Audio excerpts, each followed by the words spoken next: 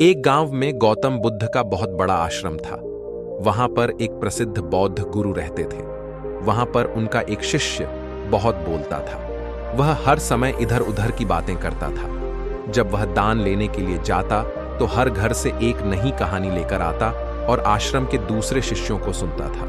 एक शिष्य की दूसरे से बुराई करता है, चुगली करता और दूसरों के सामने अच्छा बनने का प्रयास करता है। खुद के मुंह से ही खुद की तारीफ करता रहता और हमेशा ही खुद को गुरु के सामने सबसे बुद्धिमान और उत्तम साबित करने का प्रयास करता है। वह खुद को सभी शिष्यों से अलग और श्रेष्ठ मानता था। उसका कहना था कि मैं एक अमीर घर का बालक हूं। अगर मैं चाहता तो एक आरामदायक और सुविधाओं से भरा जीवन जी सकता था, लेकिन मैं वह सब छोड़कर यहां आ गया क्योंकि मुझे सत्य की खोज करनी है, खुद को जानना है, जीवन को जानना है। इसीलिए मेरा त्याग तुम सबसे बड़ा है। एक दिन गुरु ने गौतम आश्रम के सभी शिष्यों को बुलाकर कहा, आप सभी को अगले 1 महीने के लिए कोई ना कोई संकल्प लेना है। इससे आपकी संकल्प शक्ति मजबूत होगी और आप में आत्मशक्ति का संचार होगा।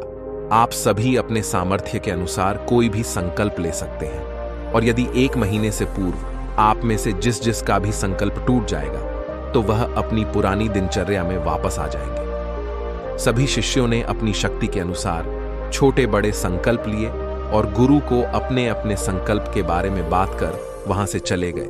लेकिन वह शिष्य जो खुद को सबसे अलग और बड़ा दिखाना चाहता था, वह सीधे गुरु की कुटिया में पहुंच गया और बोला, मैं कोई छोटा मोटा संकल्प नहीं लेना चाहता, बल्कि खुद की ही जैसे एक बड़ा और महान संकल्प लेना चाहता हूं। कृपया आप ही बताएं, क्या संकल्प लेना चाहिए? उसकी यह बात सुनकर गुरु मुस्कुराए और बोल, क्या तुम मेरे द्वारा दिए गए संकल्प को पूरा कर पाओगे? क्या तुम्हारे लिए उसे पूरा करना संभव होगा?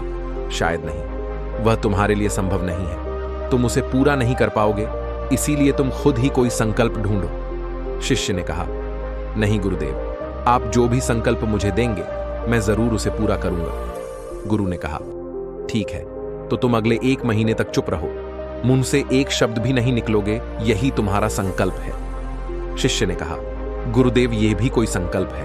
यह तो बहुत ही आसान है। 1 महीने तक चुप ही रहना है। आप कोई बड़ा संकल्प दीजिए जो मेरी योग्यता के लायक हो, जिसे पूरा करने में मुझे समस्या। गुरु ने कहा, पहले तो मैं संकल्प को तो पूरा करके दिखाओ। शिष्य ने गुरु की बात मान ली और वह इस समय चुप हो गया और पलटकर कुटिया से बाहर चला गया। उसे चुप रहना बहुत आसान लग रहा था। उसने एक दिन तो जैसे तैसे चुप रहकर काट लिया, लेकिन दूसरे दिन से उसके मन में ना बोलने का बोझ बढ़ने लगा। उसे भारीपन महसूस होने लगा और चौथे दिन उसके अंदर एक अजीब सी बेचैनी होने लगी कि कहीं जंगली जानवर ने उसे खा ना लिया। इस बीच उसे ढूंढने की बहुत कोशिश की गई, लेकिन वह कहीं नहीं मिला। सभी गुरु भाइयों ने मान लिया था कि जंगली जानवरों ने उसे अपना शिकार बना लिया है, लेकिन गुरु को ऐसा नहीं लगता था। एक दिन आश्रम का एक अन्य शिष्य गुरु के पास आया और बोला, गुरुदेव, हमारे उसे अधिक बोलने वाले भाई के साथ क्या हुआ होगा? क्या जानवर ने उसे मार दिया होगा? गुरु ने कहा, हो सकता है कि जानवरों ने उसे अपना शिकार बना लिया हो, लेकिन उसके न लौटने की एक दूसरी वजह भी हो सकती है। शायद उसे वह मिल गया है जिसके लिए वह गया था। फिर शिष्य ने पूछा, गुरुदेव, क्या ज्यादा बोलना इतना हानिकारक होता है?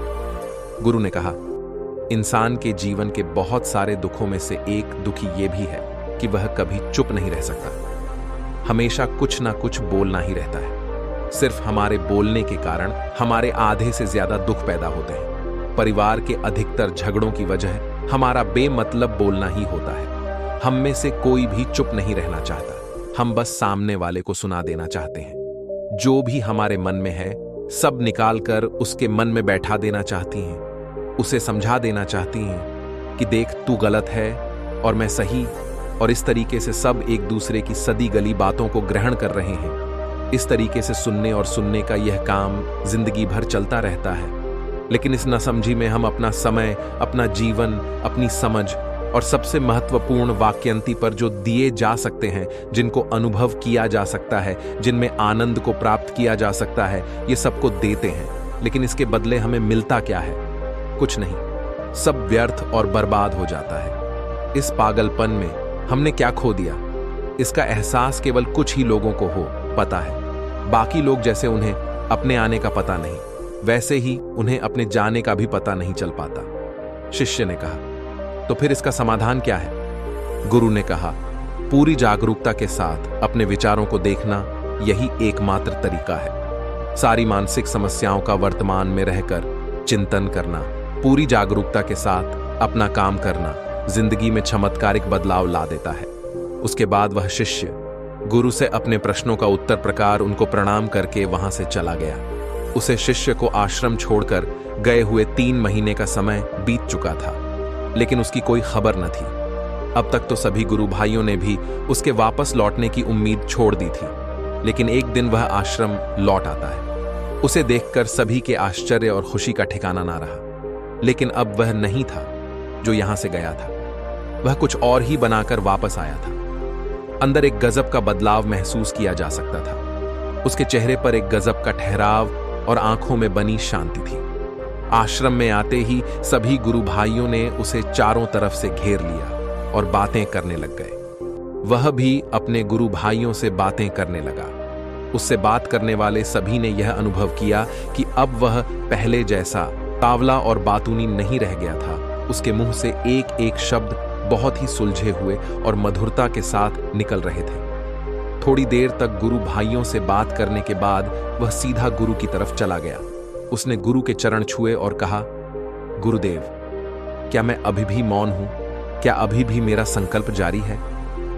गुरु ने कुछ देर तक शिष्य की आंखों में बड़े ध्यान से देखा और कहा, हां, तुम भी मौन हो। तुम्हारे मुंह से एक भी शब्द निकल नहीं रहा और तुम्हारा संकल्प अभी भी जारी है। शिष्य ने कहा, गुरुदेव, जब मैं आश्रम से गया तो मैं मुंह से तो चुप था, लेकिन मेरे अंदर बहुत सी आवाज थी, मन में बहुत से प्रश्न थे और वह बंद नहीं हो रहे थे। तो मैं जंगल में चला गया इस उम्मीद से कि वहां मुझे शांति मिलेगी और मेरे मन की बकबक कम हो जाएगी। लेकिन मैं जितना एकांत में जाता गया, मेरे अंदर की आवाज उतनी ही तेज होती गई। मेरे भीतर की पुरानी से पुरानी आवाज मुझे सुनाई देने लगी है।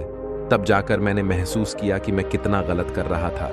जब मैं अपने परिवार वालों, दोस्तों को और गुरु भाइयों को बुरा भला कहता था तो उसे समय मुझे लगता था कि मैं सही कह रहा हूँ। जब मैं गुरु भाइयों की एक दूसरे से चुगली करता था और उनका मजाक बना था, तब भी मुझे यही लगता था कि मैं उनसे बेहतर हूँ और मैं सही कर रहा हूँ। लेकिन उसे दिन मैंने पहली बार महसूस किया कि मैं कितना गलत बोलता था।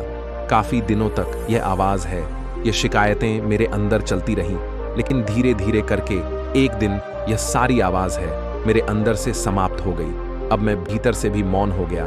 उसे घने जंगल में बाहर से कोई बोलने वाला था नहीं और भीतर कोई आवाज बची ही नहीं थी। और मैं उसे दिन पहली बार मौन का सही अर्थ समझा। मेरे चारों तरफ बहुत शांति थी। हालांकि अभी भी कुछ आवाज आ रही थी जो पहले भी आती थी, लेकिन मैं उन्हें सुन नहीं पाता था। पर अब वह सभी आवाज मुझे स्पष्ट रूप से सुनाई दे रही थी। हवा के चलने की आवाज, चिड़ियों के चहकने की आवाज और पानी के बहाने की आवाज, यह सभी आवाज है। मैंने पहली बार पूरे होशपूर्वक सनी अपने चारों तरफ इतनी शांति मैंने पहले कभी महसूस नहीं की थी। तो इस शांति को भंग करने के लिए मैंने पहली बार अपने मुंह से कोई शब्द निकला। मैं चिल्लाया है, ईश्वर, यह कैसी शांति है? सभी कुछ इतना शांत क्यों है? ऐसा क्या हो गया? लेकिन मेरे चिल्लाने के बाद भी शांति भंग नहीं हुई। सब कुछ पहले जितना ही शांत था, बाहर भी और भीतर भी है। गुरुदेव, मैं अपने गुरु भाइयों से बात की, मैं आपसे बात की, मैं बोल रहा हूं, मैं चल रहा हूं, मैं सब कुछ देख रहा हूं, लेकिन मैं अपने भीतर एकदम एकांत में हूं, मौन में हूं, भीड़ में होता हूं। तभी भीतर से अकेला एकांत में होता हूं। जब मैं खुद में भी शोर करना चाहता हूं, तब भी एकांत में ही होता हूं। अब सब दिखाई पड़ने लगा है, सब सुनाई पड़ने लगा है। गुरु ने कहा, जब तक हम बाहर की तरफ बोलते रहेंगे, भीतर अशांति ही रहेंगे। लेकिन जिस दिन हम भीतर की तरफ मुड़ जाएंगे, तब हमारे मुंह से कुछ भी निकलेगा। हम शांति रहेंगे। दुनिया में जितनी भी बुराइयां हैं, ज्यादातर हमारे बोलने से ही उत्पन्न होती है, क्योंकि हम चुप रहना नहीं चाहते। हम जितनी जरूरत है उससे कहीं ज्यादा बोलते हैं। हम सामने वाले को सुनना नहीं चाहते, बल्कि उसकी बोलती बंद कर देना चाहते हैं। उसे समझा देना चाहते हैं कि मैं कौन हूं, मैं क्या कर सकता हूं। और यही हमारी जिंदगी का मकसद बनकर रह जाता है। हमारी सारी ऊर्जा व्यर्थ के बोलने में बर्बाद होती रहती है।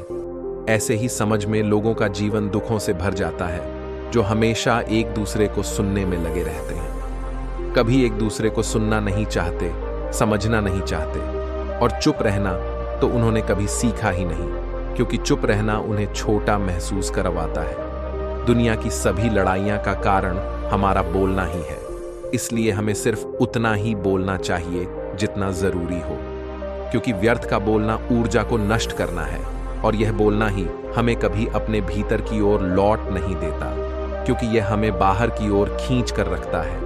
और बाहर है ही क्या इस संसार के अलावा, लेकिन अगर अपने भीतर के संसार की ओर मोड़ना है तो इस मुंह को बंद ही रखना चाहिए। यह जितने भी बुद्ध हुए, आत्मज्ञानी हुए, वह सभी एकांत की ओर भागे, ताकि उन्हें ज्यादा ना बोलना पड़े, ज्यादा सुना ना पड़े। वह एकांत में रहे और शांत रहे, इसीलिए आसानी से भीतर की यात्रा कर पाए।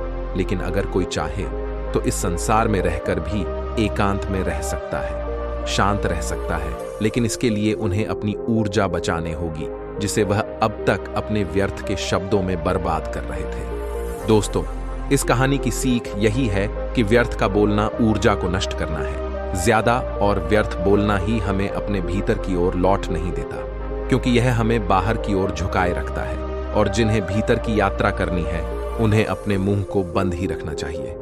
मुझे उम्मीद है कि आपको यह कहानी पसंद आई होगी और काफी कुछ सीखने को मिला होगा। कहानी के बारे में अपने विचार आप हमें नीचे कमेंट बॉक्स में कमेंट करके बता सकते हैं। जाने से पहले वीडियो को लाइक करें और चैनल को सब्सक्राइब जरूर करें।